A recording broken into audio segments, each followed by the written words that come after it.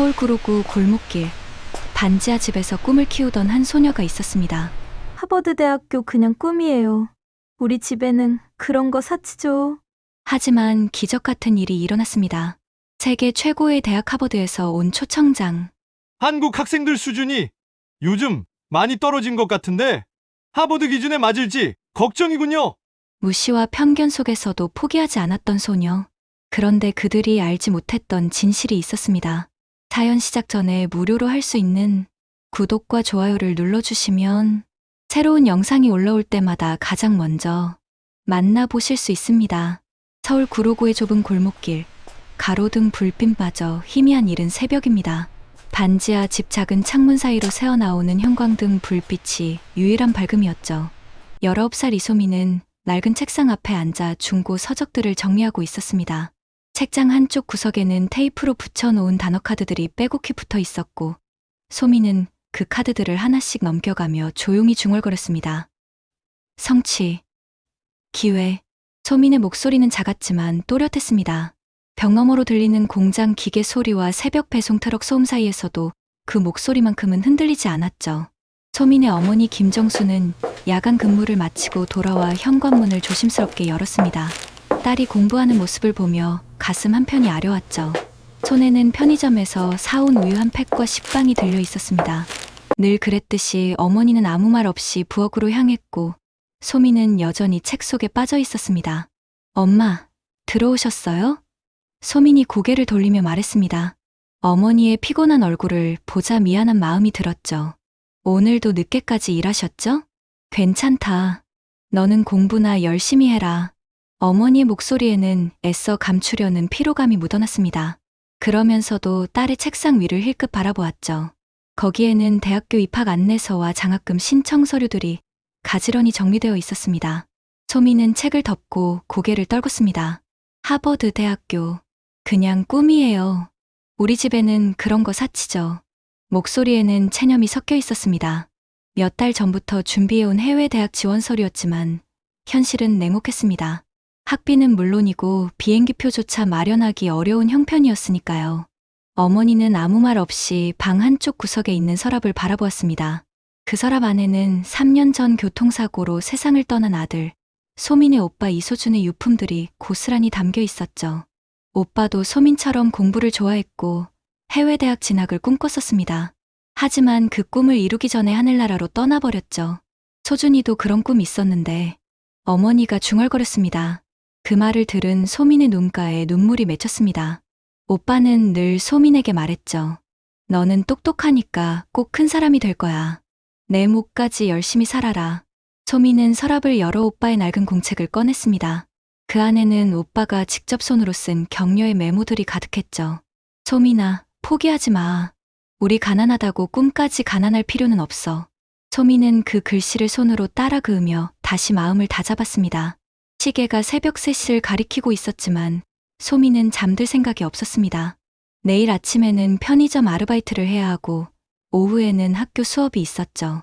그리고 저녁에는 다시 야간 아르바이트가 기다리고 있었습니다. 하루하루가 빠듯했지만 그래도 꿈만큼은 포기할 수 없었습니다. 밤이 깊어갈수록 골목길은 더욱 조용해졌고 반지하 집 작은 창문으로는 새벽 첫 차 시간을 알리는 버스 소리가 들려왔습니다. 소미는 다시 책을 펼쳤습니다. 오늘도 내일도 꿈을 향한 발걸음을 멈출 수는 없었으니까요. 오빠의 공책을 가슴에 꼭 안고 소미는 또 하루를 버틸 힘을 얻었습니다.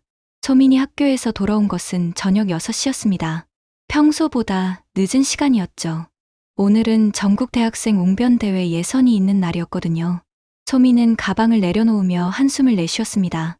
다른 참가자들은 모두 강남의 유명한 학원 출신들이었고 정장도 말끔했습니다.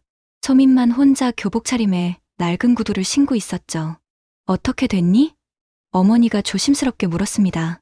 딸의 표정이 평소와 달라 보였거든요. 글쎄요. 잘 모르겠어요. 소민이 고개를 저었습니다. 발표는 나름대로 열심히 했지만 다른 참가자들의 화려한 몸짓과 유창한 말솜씨에 비하면 초라해 보였습니다. 그냥 경험 삼아 나간 거니까 큰 기대는 안 해요. 소민의 발표 주제는 우리 시대의 진정한 성공이란 무엇인가였습니다. 화려한 수사법이나 제스처는 없었지만 소민만의 진솔한 이야기가 담겨 있었죠. 반지하 집에서 꿈을 키우며 살아가는 평범한 소녀의 이야기. 오빠를 잃고도 포기하지 않는 의지에 대한 이야기였습니다. 그런데 일주일 후 놀라운 일이 벌어졌습니다. 소민의 휴대폰에 낯선 번호로 전화가 걸려온 것이죠. 이소민 학생이신가요? 전국 대학생 웅변대회 운영위원회입니다. 축하드립니다. 1등에 선정되셨습니다. 소민은 귀를 의심했습니다. 죄송한데 다시 한번 말씀해 주시겠어요? 네, 맞습니다. 이소민 학생께서 대상을 수상하셨습니다. 특히 심사위원들께서 학생의 진정성과 메시지 전달력을 매우 높게 평가하셨어요. 전화를 끄는 소민은 믿을 수가 없었습니다. 어머니에게 소식을 전하자 어머니도 눈을 동그랗게 뜨며 놀라워했죠. 정말이니? 우리 소민이가? 네. 상금도 300만 원이나 나온대요. 소민의 목소리에는 기쁨이 가득했습니다. 그동안 아르바이트로 모은 돈보다 훨씬 큰 금액이었거든요. 그런데 진짜 놀라운 일은 그 다음 주에 일어났습니다. 웅변대회 심사위원 중 한 명이었던 하버드대학교 동양학과 김 교수가 직접 소민에게 연락을 해온 것이죠. 소민 학생, 혹시 해외 유학에 관심이 있나요? 하버드대학교에서 매년 아시아 우수 인재를 선발하는 프로그램이 있어요. 학생의 발표를 보고 강력히 추천하고 싶습니다. 소민은 꿈을 꾸는 것 같았습니다. 하버드대학교라니 세계에서 가장 유명한 대학 중 하나가 아니었나요? 하지만 저희 집 형편이. 소민이 망설이자 김 교수가 말했습니다. 전액 장학금입니다. 학비, 생활비, 항공료까지 모두 지원됩니다. 다만 엄격한 심사 과정을 거쳐야 해요. 며칠 후 정말로 하버드대학교에서 공식 서류가 도착했습니다.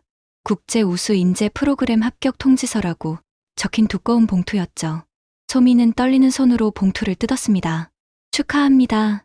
귀하는 하버드대학교 국제 우수 인재 프로그램에 선정되었습니다. 동네 사람들은 이 소식을 믿지 못했습니다. 골목 어귀의 슈퍼마켓 앞에서 아주머니들이 수근거렸죠. 반지하 집딸이 하버드대학교를? 설마 유학 사기한테 당한 거 아니야? 그런 데는 돈 없으면 못 간다던데.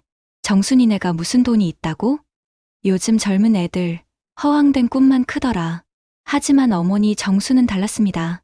그날 밤 어머니는 한밤중에 몰래 일어나 서랍 깊숙한 곳에서 작은 보석함을 꺼냈습니다. 그 안에는 결혼할 때 받은 금반지가 들어있었죠. 어머니는 그 반지를 한참 바라보다가 조용히 중얼거렸습니다. 소준아, 내 동생이 너까지 대신해서 꿈을 이룰 거야. 이튿날 아침 어머니는 소민 몰래 금은방에 다녀왔습니다. 그리고 저녁에 소민에게 비행기표를 건넸죠. 가라. 오빠 못 가지. 너는 꼭 가야 해. 어머니의 눈에는 눈물이 가득했지만 목소리만큼은 단단했습니다. 소민은 어머니의 손을 꼭 잡았습니다. 엄마, 꼭 성공해서 돌아올게요. 오빠가 못 이룬 꿈까지 다 이룰게요. 그렇게 소민의 인생에서 가장 큰 도전이 시작되었습니다. 골목길 반지하 집의 소녀가 세계 최고의 대학으로 향하는 여정 말입니다. 인천공항에서 출발한 비행기가 보스턴 로건공항에 도착한 것은 현지 시간으로 오후 3시였습니다. 소민은 창문으로 보이는 낯선 풍경에 가슴이 두근거렸죠. 14시간의 긴 비행이었지만 흥분 때문에 한잠도 자지 못했습니다. 가방 안에는 어머니가 싸준 김치와 오빠의 낡은 공책이 들어있었죠. 하버드 캠퍼스에 처음 발을 디딘 순간 소민은 압도당했습니다. 붉은 벽돌로 지어진 고풍스러운 건물들과 넓은 잔디밭, 그리고 자신감 넘치는 표정으로 걸어다니는 학생들의 모습이 마치 영화 속 한 장면 같았거든요. 소민은 낡은 캐리어를 끌고 기숙사를 찾아 헤맸습니다. 첫날 밤, 소민은 룸메이트인 인도 출신 라자와 인사를 나눴습니다. 라자는 친절했지만 다른 학생들의 시선은 달랐죠. 복도에서 마주치는 학생들은 소민을 힐끗 쳐다보며 수군거렸습니다. 아시아계 학생이야 많았지만 소민의 소박한 차림새와 어색한 표정이 유독 눈에 띄었나 봅니다. 다음 날 첫 수업 시간이었습니다. 국제관계학 강의실에 들어선 소민은 뒷자리에 조용히 앉았죠. 교수는 50대 중반의 백인 남성으로 날카로운 눈빛이 인상적이었습니다. 윌슨 교수였죠. 자, 오늘은 신입생들을 위한 첫 시간입니다. 한 명씩 자기소개를 해보죠. 윌슨 교수가 출석부를 보며 말했습니다. 학생들이 하나씩 일어나 유창하게 자기소개를 했습니다. 대부분 명문 사립학교 출신이거나 부유한 가정의 자녀들이었죠. 하버드 출신 아버지를 둔 학생, 외교관 집안의 딸, 대기업 회장의 아들. 소민은 점점 작아지는 기분이었습니다. 이소민 학생? 윌슨 교수가 소민의 이름을 불렀습니다. 한국에서 온 장학생이군요. 일어나서 자기소개를 해보세요. 소민은 떨리는 다리로 일어났습니다. 안녕하세요. 저는 한국에서 온 이소민입니다. 서울 구로구에서 왔고, 소민의 목소리는 작고 떨렸죠. 좀 더 크게 말해보세요. 여기는 하버드입니다. 윌슨 교수가 차갑게 말했습니다. 그리고 작은 목소리로 중얼거렸죠. 한국 학생들 수준이 요즘 많이 떨어진 것 같은데 하버드 기준에 맞을지 걱정이군요. 교실 곳곳에서 웃음소리가 들렸습니다. 소민의 얼굴이 빨갛게 달아올랐죠. 좌석에 앉은 몇몇 학생들이 서로 눈짓을 주고받으며 킬킬거렸습니다. 수업이 끝나고 소민이 교실을 나가려는데 앞자리에 앉아있던 금발의 여학생이 다가왔습니다. 제시카라는 이름의 학생이었죠. 너 정말 장학생이야. 어떻게 한국에서 여기까지 왔는지 신기하네. 제시카의 말투에는 묘한 비아냥이 섞여 있었습니다. 네, 열심히 공부해서 왔어요. 소민이 조심스럽게 대답했습니다. 아, 그렇구나. 그런데 여기 수업 따라올 수 있을까? 우리랑은 좀 다른 환경에서 왔을 텐데. 제시카 옆에 있던 다른 여학생들도 동조하며 웃었습니다. 소민은 아무 말도 하지 못하고 교실을 나왔습니다. 복도를 걸으며 눈물이 핑 돌았지만 참았죠. 이 정도로 포기할 수는 없었으니까요. 그날 밤 기숙사에서 소민은 오빠의 공책을 꺼내 읽었습니다. 소민아, 이해 못하는 건 부끄러운 게 아니야. 포기하는 게 부끄러운 거지. 오빠의 글씨를 보며 소민은 다시 마음을 다잡았습니다. 라자가 조용히 다가와 말했습니다. 소민, 나도 처음엔 힘들었어. 하지만 여기서 중요한 건 실력이야. 내가 여기 있는 이유가 있을 거야. 며칠 후 도서관에서 공부하고 있던 소민에게 또 다른 시련이 찾아왔습니다. 제시카와 친구들이 소민이 앉아있던 자리에 다가와 말했죠. 여기 우리 자리야. 다른 데 가서 앉으면 안 될까? 아시아 학생들을 위한 따로 구역이 있을 텐데. 소민은 말없이 책을 정리해 다른 자리로 옮겼습니다. 하지만 마음속에서는 분노가 끓어올랐죠. 이런 식으로 당할 수만은 없었습니다. 소민은 그날 밤 새벽까지 공부했습니다. 실력으로 보여주겠다고 다짐하면서 말이죠. 어머니와 오빠에게 실망을 안겨줄 수는 없었습니다. 골목길 반지하 집에서 시작된 꿈을 이곳에서 포기할 순 없었으니까요. 하버드에서의 첫 달이 지나갔습니다. 소민은 매일 새벽 5시에 일어나 도서관으로 향했죠. 다른 학생들이 파티를 즐기거나 여유롭게 커피를 마실 때 소민만은 구석진 자리에서 묵묵히 책을 읽었습니다. 한국에서 가져온 전자사전을 옆에 두고 모르는 단어가 나올 때마다 꼼꼼히 찾아가며 공부했죠. 드디어 첫 중간고사가 다가왔습니다. 국제관계학 시험이었는데 소민은 그 어느 때보다 철저히 준비했습니다. 교재는 물론이고 추가 자료까지 모두 외울 정도로 공부했죠.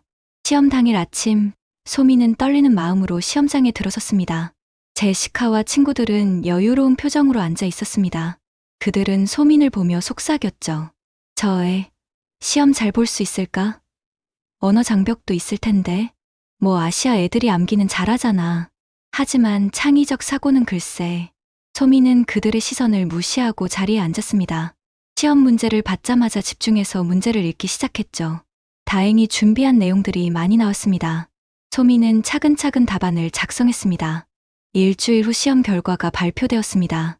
윌슨 교수가 성적순으로 이름을 불렀는데 놀랍게도 소민의 이름이 1등으로 호명되었습니다.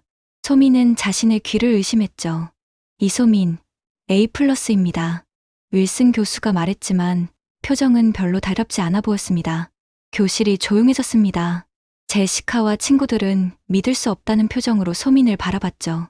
소민은 기쁜 마음을 억누르며 조용히 고개를 숙였습니다. 수업이 끝나고 소민이 교실을 나가려는데 윌슨 교수가 불렀습니다. 이소민 학생, 잠깐 남아보세요. 소민은 긴장된 마음으로 교수 앞에 섰습니다. 혹시 무슨 문제라도 있는 건 아닐까 걱정됐죠. 이번 시험 결과가 조금 의외네요. 윌슨 교수가 차갑게 말했습니다. 운이 좋았나 봅니다. 다음 시험에서도 이런 결과가 나올지 두고 봅시다. 소민의 가슴이 철렁 내려앉았습니다. 1등을 했는데도 인정받지 못한다는 사실이 너무 억울했죠. 하지만 소민은 참고 대답했습니다. 더 열심히 하겠습니다, 교수님. 그렇게 하세요. 아시아 학생들이 수학이나 암기는 잘하지만 진짜 학문적 사고력은 또 다른 문제거든요. 윌슨 교수의 말에는 명백한 편견이 담겨 있었습니다. 소민은 교실을 나와 복도를 걸으며 주먹을 꽉 쥐었습니다. 분하고 억울했지만 이런 식으로 굴복할 수는 없었죠. 며칠 후 더 큰 시련이 기다리고 있었습니다. 조별 과제팀을 구성하는 날이었는데 아무도 소민과 한 팀이 되려고 하지 않았습니다. 학생들은 서로 눈빛을 주고받으며 팀을 만들었지만 소민만 혼자 남겨졌죠. 제시카가 일부러 소민에게 다가와 말했습니다. 미안해. 우리 팀은 이미 인원이 다 찼어. 너는 다른 팀을 찾아봐. 결국 소민은 교수의 배정으로 억지로 한 팀에 들어가게 되었습니다. 하지만 팀원들은 소민을 완전히 배제했죠. 회의에도 불러주지 않고 중요한 결정도 소민 몰래 했습니다. 어느 날 도서관에서 공부하던 소민은 자신의 자리에 쪽지 하나가 놓여 있는 것을 발견했습니다. 거기에는 이렇게 적혀 있었죠. 여기는 내 나라가 아니야. 돌아가는 게 어때? 소민의 손이 떨렸습니다. 눈물이 핑 돌았지만 꾹 참았죠. 이런 일로 무너질 수는 없었으니까요. 그날 밤 소민은 기숙사에서 홀로 울었습니다. 라자가 걱정스럽게 다가와 물었죠. 소민, 무슨 일이야? 너 요즘 너무 힘들어 보여. 괜찮아요. 그냥 조금 힘들 뿐이에요. 소민이 눈물을 닦으며 답했습니다. 그런데 라자는 이미 다 알고 있었습니다. 나도 처음에 똑같은 일을 당했어. 하지만 포기하지 마. 내가 여기 있는 이유가 분명히 있을 거야. 그날 밤 소민은 컴퓨터 앞에 앉아 새로운 프로젝트를 시작했습니다. 국제관계학과 인공지능을 접목한 혁신적인 모델을 만들어 보기로 한 것이죠. 밤새워 코딩을 하고 자료를 분석했습니다. 며칠 후 소민은 완성된 프로젝트를 윌슨 교수에게 이메일로 전송했습니다. 제목은 이렇게 적었죠. 추가 과제 제출 AI를 활용한 국제 분쟁 예측 모델. 소민은 이것으로 자신의 진짜 실력을 보여주고 싶었습니다. 단순한 암기력이 아닌 창의적 사고력과 문제 해결 능력을 증명하고 싶었던 것이죠. 이제 윌슨 교수가 어떤 반응을 보일지가 궁금했습니다. 소민은 떨리는 마음으로 답장을 기다렸죠. 소민이 보낸 AI 프로젝트에 대한 윌슨 교수의 답장은 차갑기만 했습니다. 흥미로운 시도이지만 학부생 수준을 크게 벗어나지 않네요. 더 기본기에 충실하시길 바랍니다. 단 2줄의 짧은 답장이었죠. 소민은 며칠 밤을 새워 만든 프로젝트가 이렇게 무시당하자 허탈했습니다. 그런데 일주일 후 더 큰 시련이 기다리고 있었습니다. 하버드 전통의 공개 토론회가 열리는 날이었거든요. 매 학기마다 열리는 이 행사는 전체 학과 학생들이 참석하는 중요한 행사였습니다. 이번 주제는 세계 리더십의 중심은 어디에 있는가였죠. 윌슨 교수가 발표자를 지명했습니다. 이소민 학생, 아시아 학생 대표로 발표해보시죠. 아시아의 관점에서 이야기해주면 좋겠네요. 소민의 심장이 쿵쾅거렸습니다. 갑작스러운 지명이었고 준비할 시간도 없었죠. 하지만 거절할 수도 없는 상황이었습니다. 토론회 당일 대형 강당은 학생들로 가득 찼습니다. 교수진들도 앞줄에 앉아 지켜보고 있었죠. 소민은 떨리는 다리로 연단에 올라섰습니다. 마이크 앞에 서자 갑자기 머릿속이 하얘졌습니다. 안녕하세요. 저는 소민이 첫 마디를 시작했는데 목소리가 떨렸습니다. 세계의 발전된 국가들이. 소민은 긴장한 나머지 단어들이 꼬이기 시작했습니다. 평소 연습했던 내용들이 갑자기 생각나지 않았죠. 강당에서는 웅성거림이 일어났습니다. 좀 더 천천히 말해보세요. 윌슨 교수가 차갑게 말했습니다. 소민은 다시 시작했지만 상황은 더 나빠졌습니다. 저는 한국은 아시아의 경제가. 문장이 제대로 이어지지 않았고 논리적인 흐름도 엉망이 되었죠. 강당 곳곳에서 킬킬거리는 웃음소리가 들렸습니다. 제시카와 친구들은 서로 눈짓을 주고받으며 비웃었죠. 앞줄에 앉은 교수들도 실망스러운 표정을 지었습니다. 충분합니다. 윌슨 교수가 소민의 발표를 중단시켰습니다. 준비 부족이 명확해 보이네요. 다음 발표자로 넘어가죠. 소민은 얼굴이 빨갛게 달아오른 채로 연단에서 내려왔습니다. 강당을 나가며 학생들의 수군거리는 소리가 들렸죠. 역시 아시아 학생들은 실전에 약해. 암기는 잘해도 즉석에서는 안 되는구나. 장학금 받고 온 게 저 정도야? 소민은 도망치듯 강당을 빠져나와 기숙사로 향했습니다. 복도를 걸으며 눈물이 쏟아졌지만 참으려고 했죠. 하지만 방에 도착하자마자 결국 울음을 터뜨렸습니다. 라자가 걱정스럽게 다가왔습니다. 소민, 괜찮아? 무슨 일이야?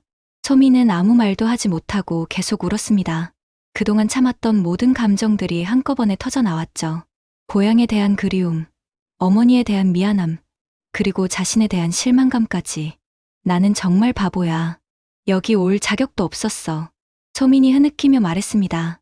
라자는 조용히 소민 옆에 앉았습니다. 소민, 나도 똑같은 경험을 했어. 첫 발표 때 완전히 망했거든. 하지만 넌 포기하지 않잖아. 그게 바로 너야. 하지만 라자의 위로도 소민의 마음을 달래주지는 못했습니다. 소민은 그날 밤잠을 이루지 못했죠.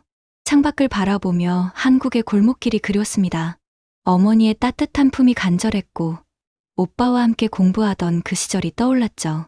다음날 아침 소민은 수업에 나가기 싫었습니다. 학생들의 시선이 무서웠고 교수들의 실망스러운 표정을 다시 보기 싫었죠. 하지만 그래도 일어나야 했습니다. 복도를 걸으며 소민은 학생들의 수군거리는 소리를 들었습니다. 어제 그 한국 학생 봤어? 완전 망했더라. 장학금 받고 온 학생이 저 정도라니. 하버드 수준이 떨어지는 거 아냐? 소민은 고개를 숙이고 빠르게 지나쳤습니다. 하지만 마음속에서는 다른 생각이 들기 시작했죠. 이대로 포기할 수는 없다는 생각 말입니다. 점심시간에 소민은 혼자 도서관에 앉아 오빠의 공책을 꺼냈습니다. 오빠가 남긴 마지막 편지를 다시 읽었죠. 소민아, 넘어지는 건 부끄러운 게 아니야. 일어나지 않는 게 부끄러운 거야. 너는 내가 아는 가장 강한 사람이야. 소민은 눈물을 닦고 다시 책을 펼쳤습니다. 이번엔 다를 거라고, 꼭 다를 거라고 다짐하면서 말이죠. 토론회 실패 후 일주일이 지났지만 소민의 마음은 여전히 무거웠습니다. 수업 시간에도 집중이 안 되고 밥맛도 없었죠. 라자가 아무리 위로해도 소민은 자신감을 잃은 상태였습니다. 매일 밤 오빠의 공책을 읽으며 마음을 달래려 했지만 현실의 벽은 너무 높아 보였습니다. 그런데 어느 날 저녁 소민의 이메일로 어머니로부터 긴급한 메시지가 도착했습니다. 제목은 소준이가 남긴 선물이었죠. 소민아, 내가 힘들어하는 것 같아서 이걸 보내려고 해. 소준이가 죽기 전에 너를 위해 만든 영상이 있어. 그때는 너무 슬퍼서 보여주지 못했는데 지금이라면 힘이 될 것 같구나. 소민은 떨리는 손으로 첨부된 동영상 파일을 클릭했습니다. 화면에 3년 전 오빠의 모습이 나타났죠. 교복을 입고 자신의 방에서 카메라를 향해 웃고 있는 오빠였습니다. 소민아, 내 동생. 이 영상을 보고 있다는 건 내가 이미 너 곁에 없다는 뜻이겠지. 오빠의 목소리는 여전히 따뜻했습니다. 미안해. 내가 먼저 가게 되어서. 소민의 눈에서 눈물이 흘러내렸습니다. 3년 만에 듣는 오빠의 목소리였죠. 하지만 슬퍼하지 마. 너는 우리 가족의 희망이야. 엄마는 말 안 하지만 너를 정말 자랑스러워하셔. 그리고 나도 마찬가지야. 오빠가 카메라에 더 가까이 다가왔습니다. 소민아, 너는 세상에서 제일 똑똑한 애야. 그리고 가장 착한 애이기도 하고 내가 못 이룬 꿈들을 너는 꼭 이뤄줘. 내가 가는 길이 아무리 힘들어도 포기하지 마. 왜냐하면 오빠가 잠시 멈추더니 진지한 표정으로 말했습니다. 실패는 끝이 아니야. 새로운 시작일 뿐이야. 넘어졌다고 해서 그게 너의 한계는 아니거든. 중요한 건 다시 일어서는 거야. 소민은 화면 속 오빠를 보며 소리내어 울었습니다.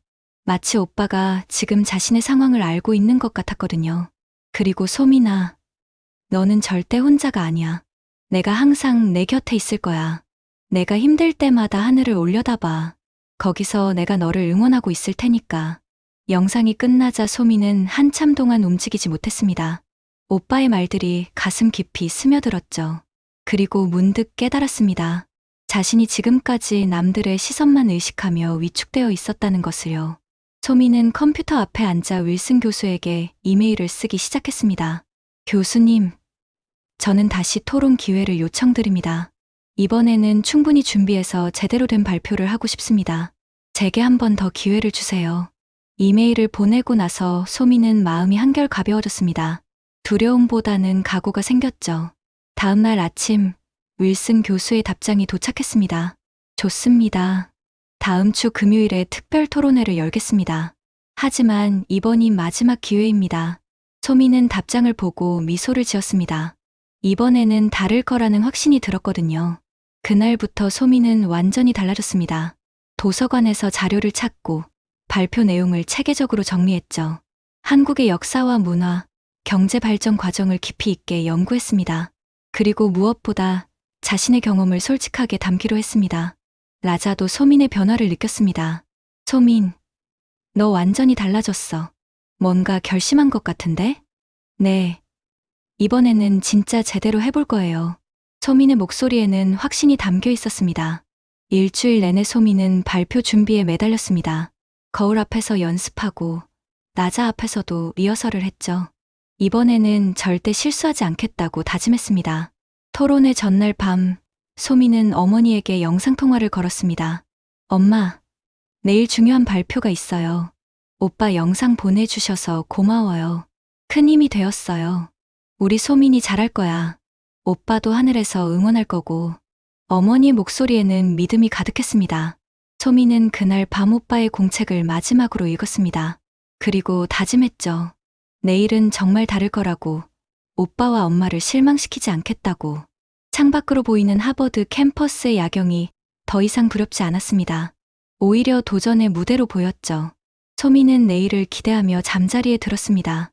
특별 토론회 당일 아침, 소민은 평소보다 일찍 일어났습니다. 거울 앞에서 정장을 차려입고 머리를 단정히 정리했죠. 오늘만큼은 당당한 모습으로 서고 싶었습니다. 가방에는 오빠의 공책과 어머니가 보내준 작은 태극기가 들어 있었습니다. 아침 일찍부터 캠퍼스에는 소문이 돌았습니다. 저번에 망한 한국 학생이 다시 발표한다는 이야기였죠. 학생들 사이에서는 또 망신당할 거라는 말들이 오갔습니다. 제시카가 친구들과 함께 소민을 보며 비웃었습니다. 또 나서네. 이번에도 똑같을 텐데 왜 자꾸 나서는 거지?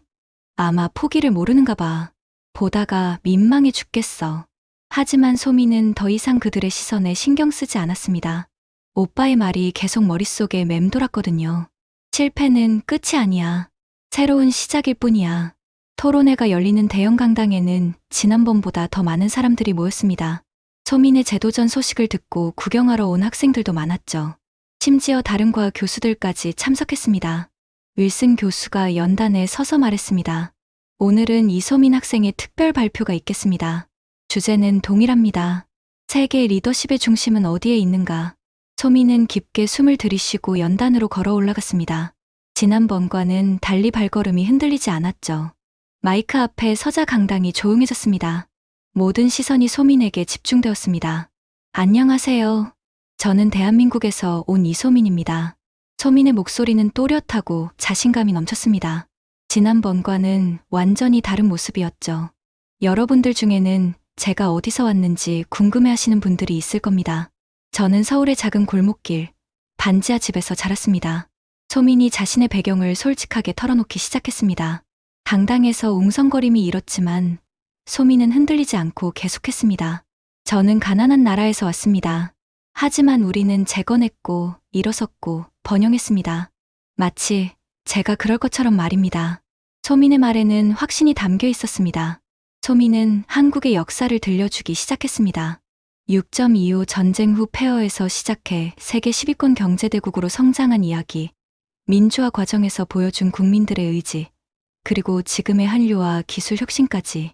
1960년대 우리나라 1인당 국민소득은 $80였습니다. 지금의 아프가니스탄보다도 가난했죠. 하지만 2020년에는 $30,000를 넘어섰습니다. 이것이 바로 의지의 힘입니다. 강당의 분위기가 점점 달라지기 시작했습니다.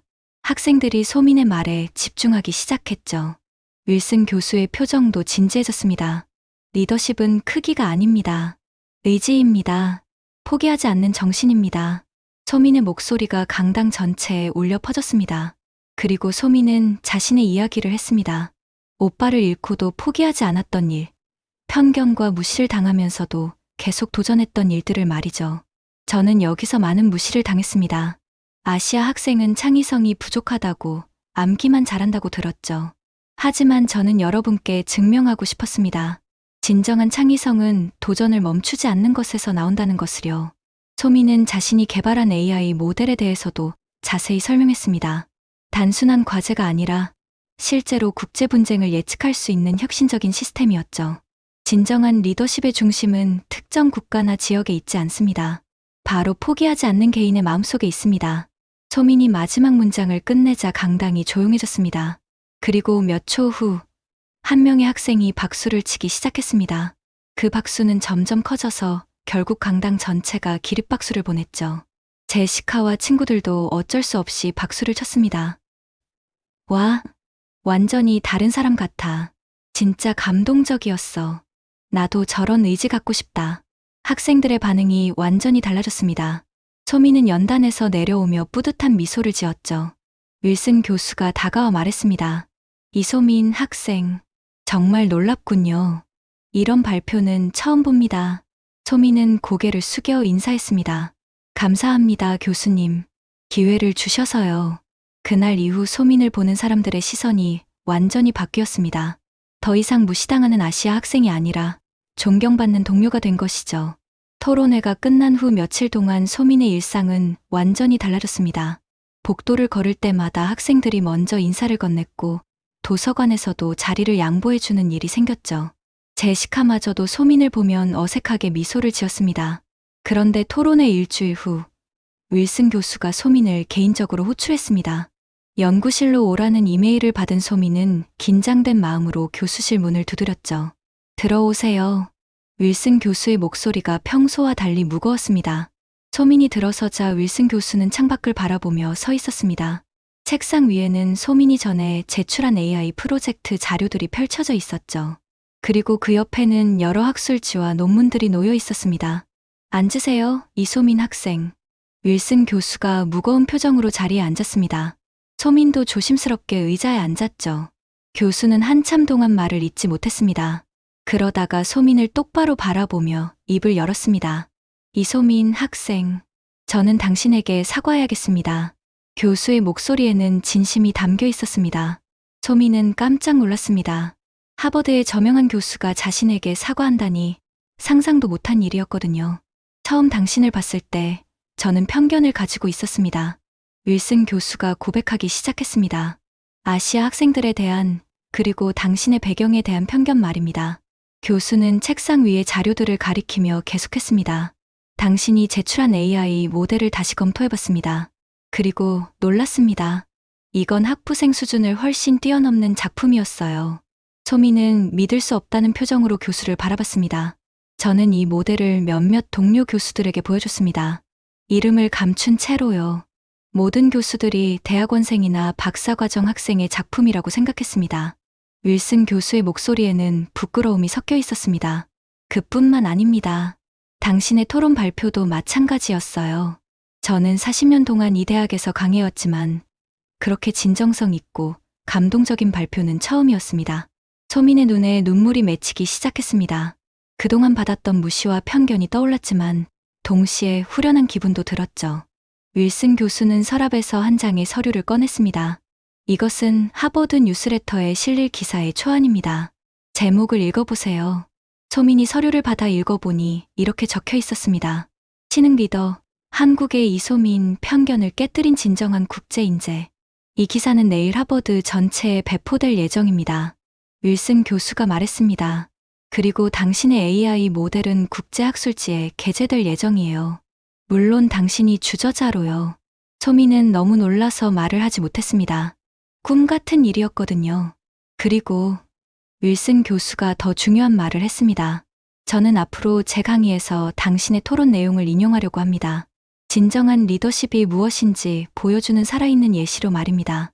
소민은 더 이상 참을 수 없어 눈물을 흘렸습니다. 기쁨의 눈물이었죠. 감사합니다, 교수님. 하지만 저는 아직 배울 게 많아요. 소민이 겸손하게 말했습니다. 그것이 바로 당신의 가장 큰 장점입니다. 윌슨 교수가 미소를 지었습니다. 겸손함과 끊임없는 도전 정신 말입니다.